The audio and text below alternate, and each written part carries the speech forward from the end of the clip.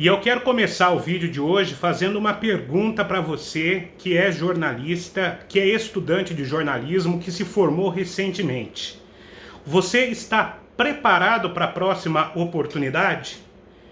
Você sabia que também no jornalismo as oportunidades aparecem no estalar de dedos?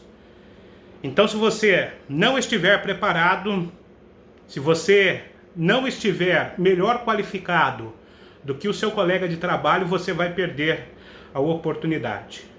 Isso vai acontecer não só no jornalismo, como também em outros ramos da atividade.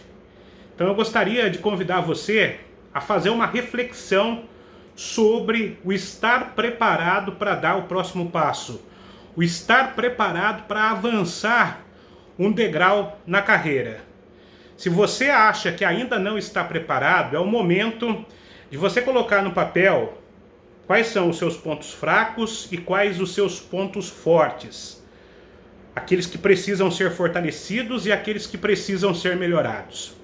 A partir deste momento, você vai travar consigo mesmo um duelo para fortalecer os pontos fortes e melhorar os pontos fracos. Se você não fez ainda essa lição no jornalismo ou em qualquer outro ramo de atividade, eu te convido a fazer este exercício.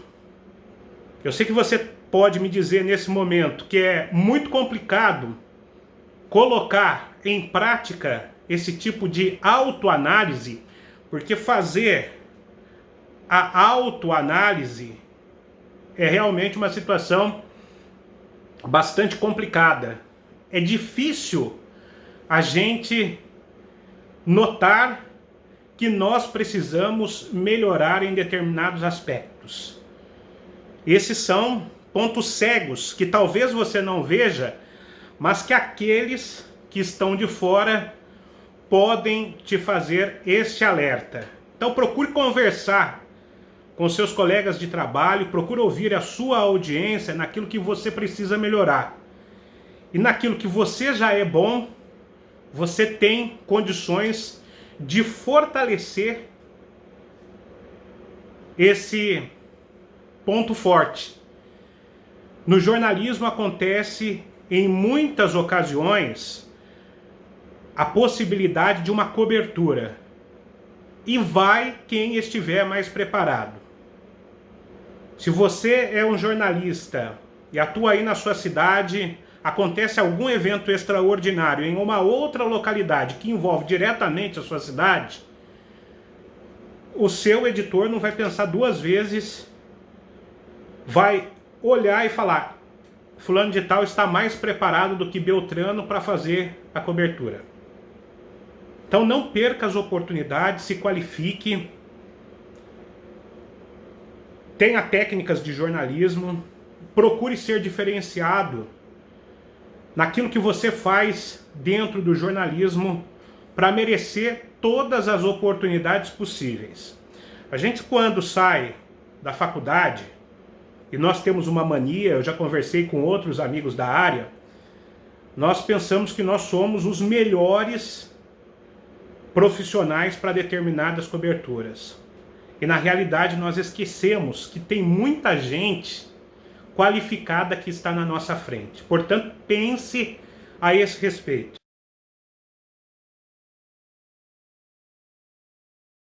Eu quero compartilhar com você aquilo que já aconteceu comigo no começo da carreira e em muitas outras ocasiões quando eu fiz uma pauta pela primeira vez. E que com certeza você vive este dilema aí nos bancos escolares, na sua faculdade.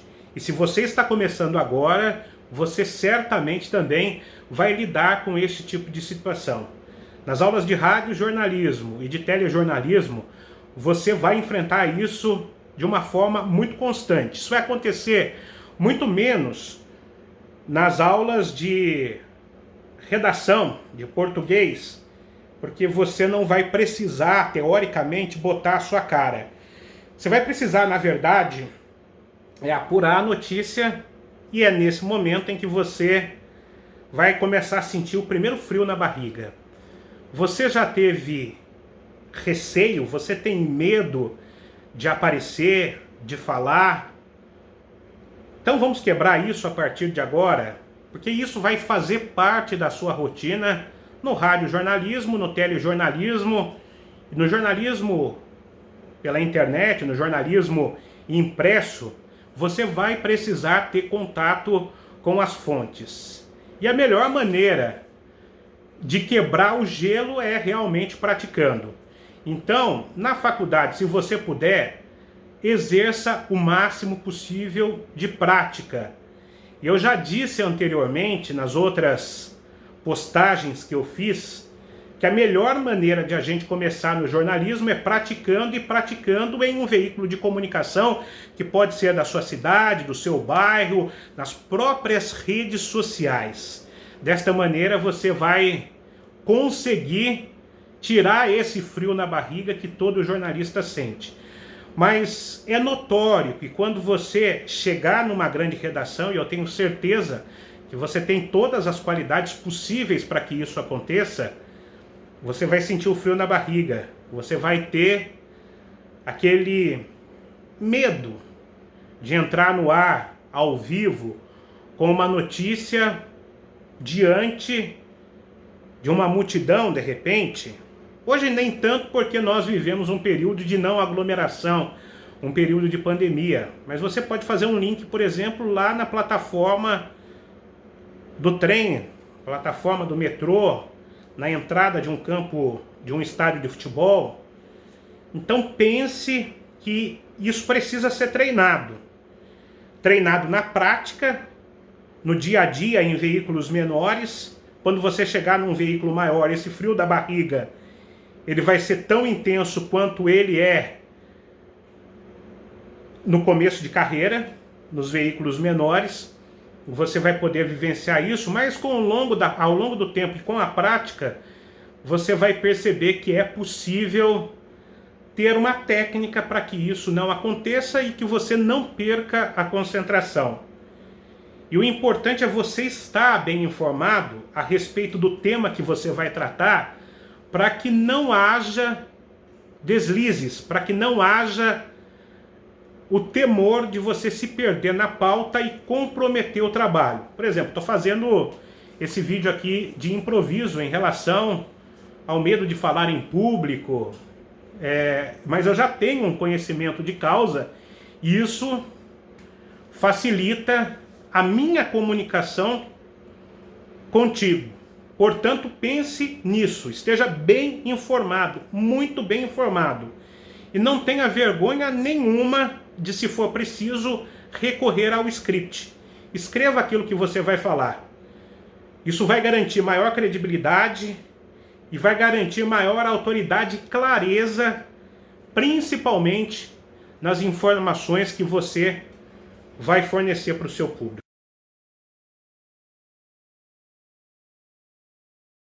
Eu vou te responder da seguinte maneira. É necessário que você tenha o curso de inglês. Mas se você ainda não cursou, procure um curso online, procure um professor particular ou até mesmo uma escola que possa te dar uma orientação para que você tenha os primeiros passos. Porque na eventualidade de uma cobertura internacional que vai prevalecer, eu não digo que vai ser primordial, mas você vai ter muito mais desenvoltura em uma participação ao vivo ou numa entrevista se você tiver o domínio da língua.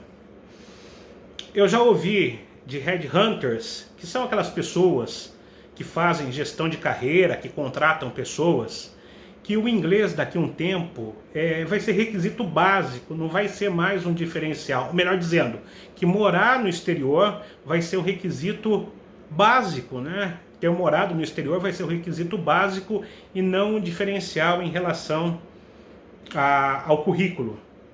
O inglês para você, no momento, pode ser um diferencial, mas daqui a pouco vai ser um requisito básico que todas as redações, ou até mesmo se você for dono do próprio negócio, você vai precisar do inglês para que você desenvolva qualquer outro tipo de ação. Mas o primordial nesse momento, atenção, primordial nesse momento que você está lidando com a língua portuguesa é que você domine o português. Isso é primordial, é primeiro em relação a todas as outras coisas. Porque é dessa forma que você, com inglês claro, com inglês didático, não rebuscado, você vai se comunicar com a sua audiência. E a audiência não quer saber de uma linguagem rebuscada. A audiência quer saber de um português claro, de um português correto, de um português objetivo e que a faça entender a mensagem que está sendo passada para ela. Então não se esqueça, o inglês por enquanto é um diferencial, daqui a pouco vai ser o item básico do currículo, daí sim uma segunda língua vai ser o diferencial, o espanhol está aí na nossa região, na América Latina como um todo, e a gente pode pensar em dominar essa língua também. Daí nós teríamos essa diferenciação. É evidente que hoje é muito mais fácil e mais simples do que era alguns anos atrás. Mas a dica principal: domine o português. Transmita as suas mensagens com clareza e com o objetivo para que o seu público não fique sem saber detalhes relevantes em relação à pauta de sua incumbência. Pense que o português é instrumento mais do que importante, é ferramenta mais do que importante no processo de produção das suas reportagens.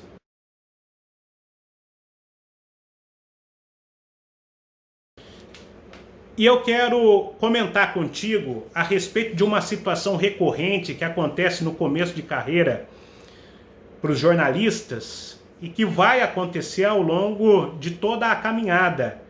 Mas quando você já é mais lapidado, quando você já está mais experiente nessa questão jornalística, as coisas ficam um pouco mais fáceis.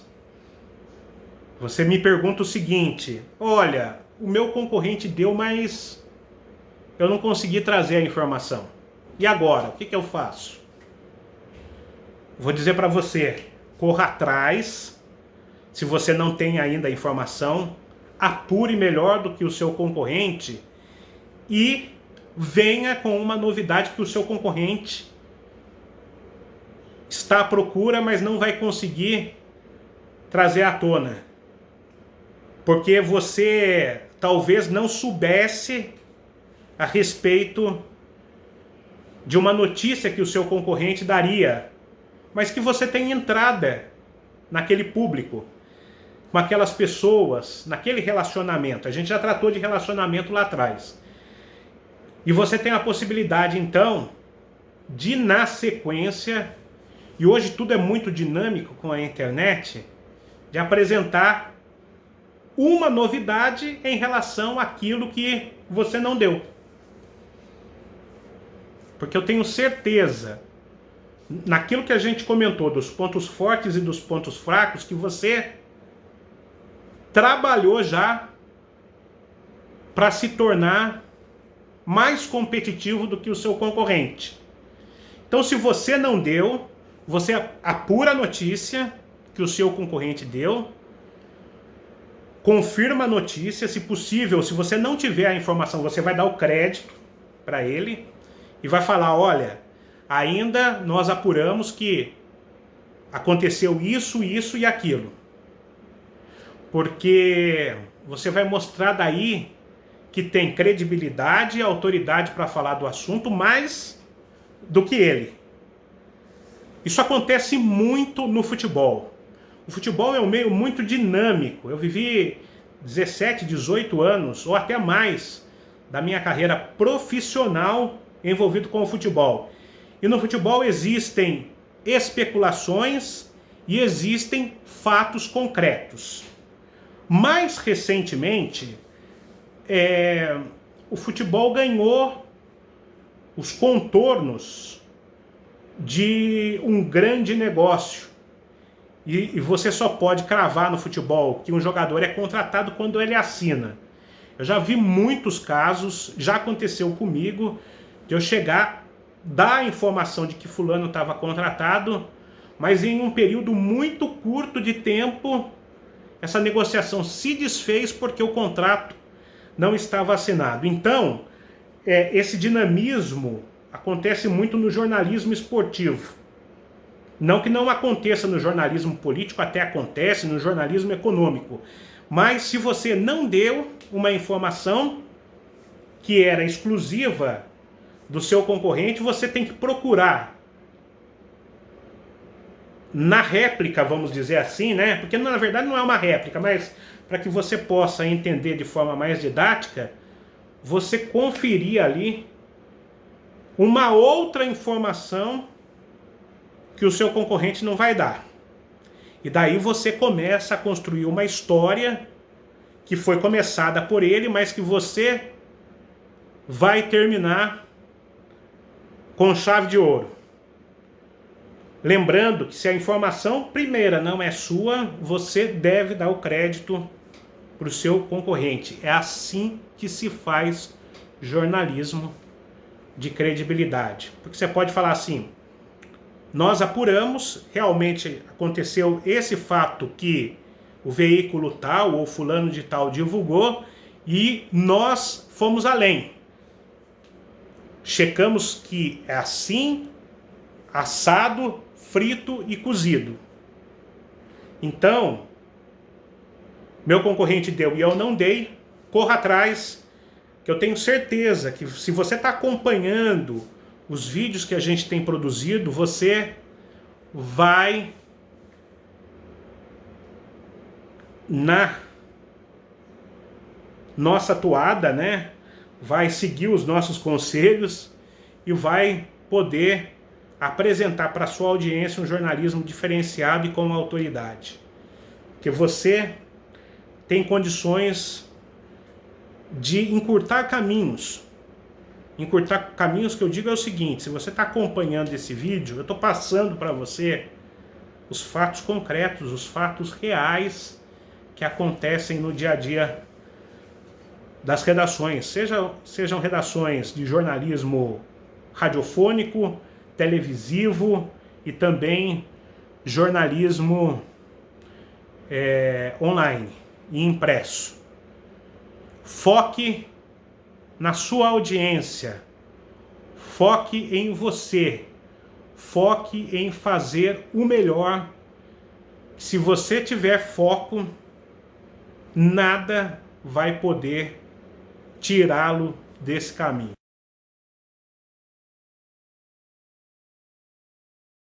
Eu quero falar exatamente contigo sobre a relação pública do jornalista, né? O jornalista precisa manter um relacionamento com as pessoas que fazem parte do círculo de cobertura do jornalismo. É primordial que você tenha relações públicas com os assessores de imprensa, com os políticos, se for uma área de jornalismo geral, ou se for uma área específica, com a área específica relacionada a essa área. Então, não esqueça de pavimentar esse relacionamento, porque é através desse relacionamento que você vai conseguir boas pautas, que você vai conseguir fontes, que você larga na frente, que você vai dar primeiro. E não significa que não dar primeiro, não significa que não ter o furo de reportagem vai te deixar para trás. Pelo contrário, você vai até tentar apurar depois, né? Se evidentemente ocorrer o furo, e a gente está propenso a isso, isso já aconteceu comigo. você vai correr atrás e vai procurar fazer um material ainda melhor do que o seu concorrente fez. Mas sempre tendo em vista o relacionamento que você produziu ao longo desse tempo todo. Não dá para dar tudo primeiro, não dá. É praticamente impossível, mas você também vai dar alguns furos. Você vai proporcionar ao seu leitor, ao seu telespectador, ao seu ouvinte, a notícia em primeira mão, a notícia que tem a repercussão. Mas antes de mais nada, é preciso que você faça o relacionamento. E eu digo aqui que é um trabalho de relações públicas. Você vai fazer o relacionamento com o seu ouvinte, com o seu telespectador, com a sua audiência. Esse relacionamento que a gente tem hoje, pela internet, pelo WhatsApp, pelas redes sociais, nada mais é do que relações públicas. E há formas para se fazer esse relacionamento. Muitas vezes eu já fiz coberturas e as pessoas pediram o meu contato. Então eu forneço o contato porque muitas vezes aquela pessoa em que em um dia eu passei esse contato, ela vai entrar, vai fazer contato comigo, não quer fazer contato de ligar, de ter um relacionamento, mas ela vai fazer um contato comigo e vai se lembrar de que um dia eu dei atenção para ela e ela vai poder me fornecer algum detalhe do bairro dela, daquilo que ela viu, daquilo que ela sabe. Então isso é fazer relações públicas. Sempre que possível, na medida do possível, cative a sua audiência com o seu público, mas também não deixe de fazer esse relacionamento com as suas fontes, esse relacionamento com o ecossistema no qual você está inserido. Porque se você não fizer esse relacionamento, outra pessoa com certeza vai fazer esse relacionamento e você vai ficar para trás. Portanto, não deixe de ter o relacionamento com o ecossistema. É importante que você trace os objetivos das pessoas com as quais vai conversar no dia a dia, naquela semana, e a partir do momento em que você travar esse relacionamento, as coisas para você jornalista e também na sua vida, para você que é produtor de conteúdo ou atua em outra área, as possibilidades serão muito maiores. O campo de atuação fica mais fácil e as relações ficam ainda mais pavimentadas, né? O caminho ele não fica tão esburacado. Você tem a possibilidade de ter um relacionamento mais assertivo, mais direto, de forma a comunicar melhor daí com a sua audiência.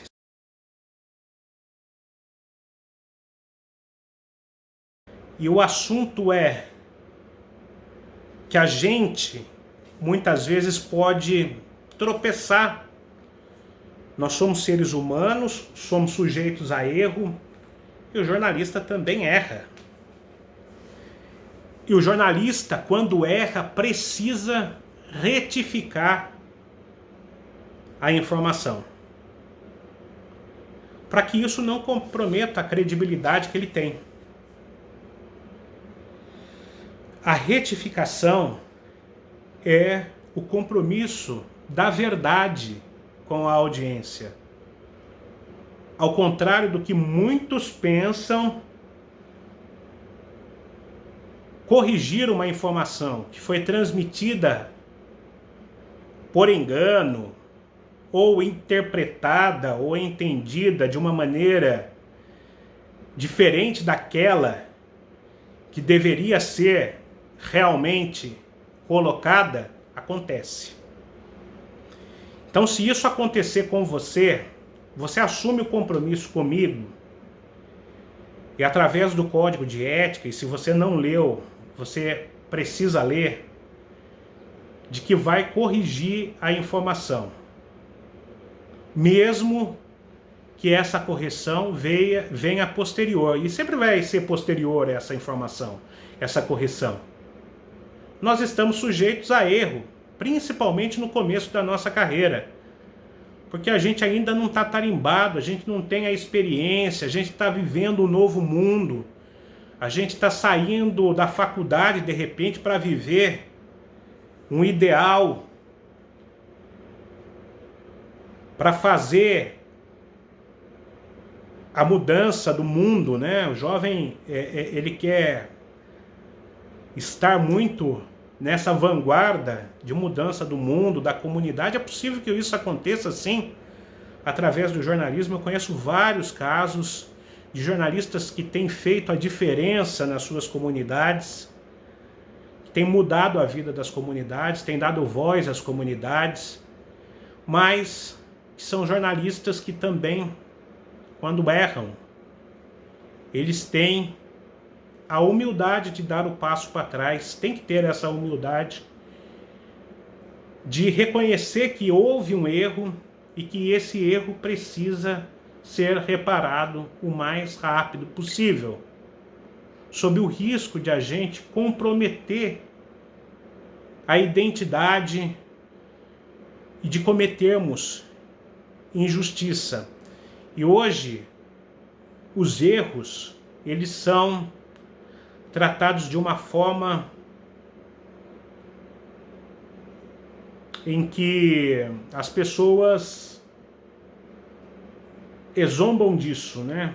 O jornalista, por exemplo, erra como se ele não pudesse errar, como se ele não fosse um ser humano, e aquilo imediatamente viraliza nas redes sociais.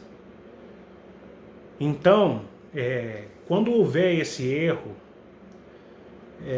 o jornalista, ele deve ter o reconhecimento. Às vezes ele não consegue ser alertado, e quando alertado ele vai fazer a reparação desse erro, porque nós somos mortais, nós erramos. Eu erro, você erra, eu vou errar, você vai errar. Então, para não comprometer a credibilidade do jornalismo, você fecha comigo que a partir do momento em que você cometer aquele erro, você vai reparar esse erro. Se você der voz a uma fonte que cometa uma impropriedade, você vai ter que oferecer, evidentemente, o direito de resposta se você não conseguiu ouvir o outro lado. E é o direito de resposta na mesma proporção daquilo, né, que foi veiculado. Então, tenha critério. Por isso que eu digo para você checar as fontes sempre. A gente já foi tema isso lá no começo dos nossos vídeos. Se você não viu, os vídeos estão disponíveis nas nossas redes sociais para que você tire as dúvidas. Errar faz parte do processo. Nós não podemos errar toda hora. Nós temos que ter responsabilidade. E se nós temos responsabilidade, se nós temos credibilidade, é porque nós pavimentamos esse caminho. Não perca a sua credibilidade. Não negocie a sua credibilidade. E se você cometeu um erro, repare esse erro. Você gostou desse vídeo? Deixe o seu curtir, comente, compartilhe. E me siga aí pelas redes sociais. Espalhe esse vídeo também no seu WhatsApp. Um abraço e até a próxima.